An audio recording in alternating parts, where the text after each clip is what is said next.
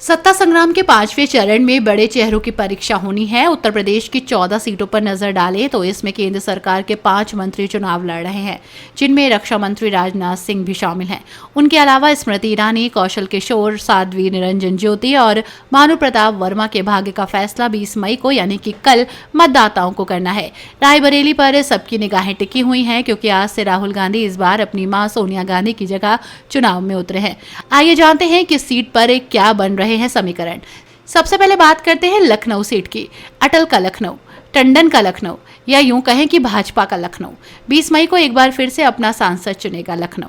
रक्षा मंत्री राजनाथ सिंह तीसरी बार मैदान में हैं। कांग्रेस समर्थित रविदास मेहरोत्रा उनके सामने कितनी चुनौती पेश कर पाते हैं ये देखने लायक है, लेकिन राजनाथ सिंह के सामने अपना रिकॉर्ड तोड़ने की चुनौती है। बसपा ने सरवर मलिक को उतारकर मुस्लिम मतों में सेंधमारी की है, लेकिन अब तक के आंकड़े गवाह हैं कि राजनाथ की छवि ध्रुवीकरण से परे है।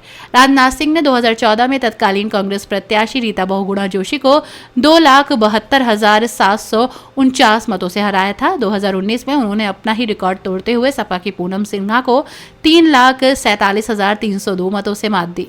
राजधानी लखनऊ से 80 किलोमीटर दूर रायबरेली की सीमा में प्रवेश करते ही यहां कांग्रेस का जोश देखने को मिलता है। प्याम का पूर्वा गांव से लेकर डिंडौली के बीच हाईवे पर फर्राटा भरती मोटरसाइकिलों पर कांग्रेस का झंडा लहराता है। आपको बता दें कि यहाँ के आगे बढ़ते ही दुकानों पर भाजपा के झंडे लहराते दिखते हैं। शहर की सीमा में प्रवेश करते ही ओवरब्रिज की दीवारों पर लगे रायबरेली के राहुल और आपका बेटा और अपनी सरकार पोस्टर वार दिखाती है, तो यहाँ मुकाबला जोरदार है। रायबरेली के बाद बारी है अमेठी की। हार के बाद भी मैदान में डटे रहना और विजय प्राप्त कर कर ही लौटना। राहुल से 2014 में मिली हार के बाद भी वो अमेठी में डटी रहीं और 2019 में इतिहास रच दिया। हम बात कर रहे हैं स्मृति ईरानी की।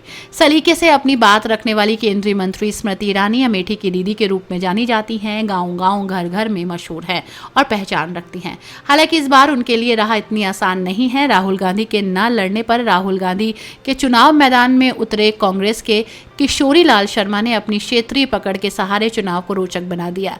अभिनय से राजनीति में आई स्मृति ईरानी अमेठी की राजनीति को समझती हैं। मोदी योगी सरकार की योजनाओं के बखान के साथ ही वो अपने जुड़ाव और लगाव का एहसास आम जनता को बखूबी कराती हैं।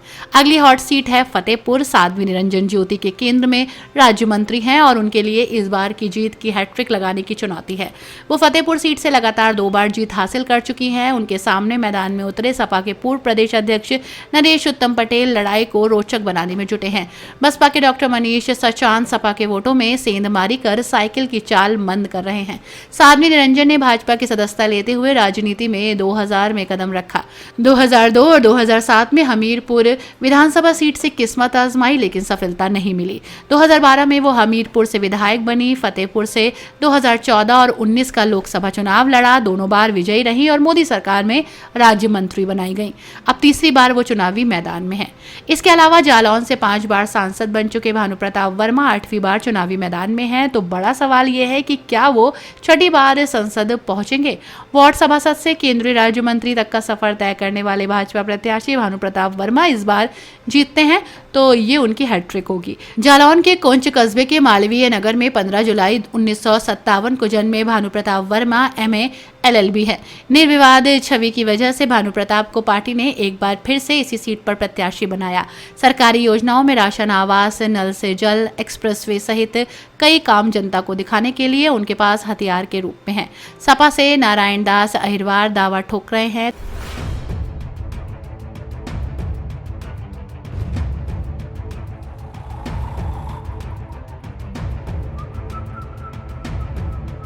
हर बड़ी खबर का असली एड्रेस है खबरनामा, इसलिए हर न्यूज अपडेट के लिए सब्सक्राइब करें और फॉलो करें खबरनामा।